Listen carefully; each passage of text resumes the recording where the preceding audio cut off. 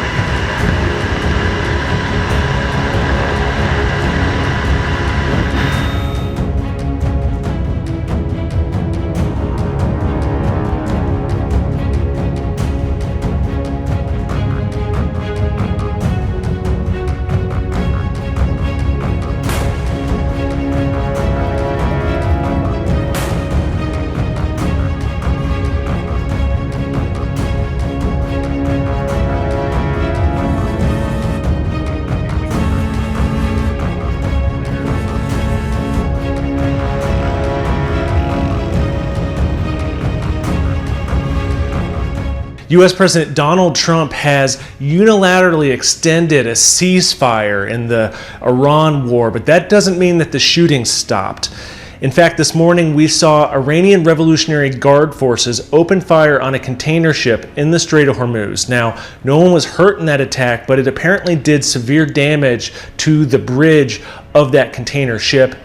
Iranian media outlet Noor News, which has long been associated with Iran's Supreme National Security Council, its top decision-making body, said that Iranian forces opened fire after the ship did not respond to demands of its military. Now, Iran has maintained a chokehold on the Strait of Hormuz since the war began. It's believed that it also has mined parts of the strait and had been demanding payments of as much as $2 million to allow ships to pass through. This has affected the flow of natural gas and oil through the strait.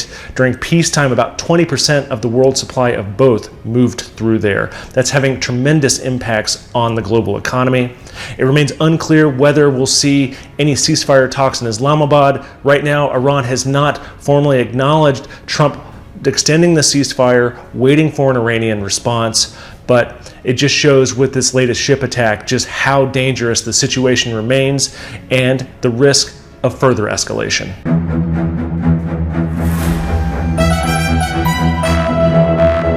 Hours before it was set to expire, US President Donald Trump announced an extension of the ceasefire with Iran at the request of mediator Pakistan.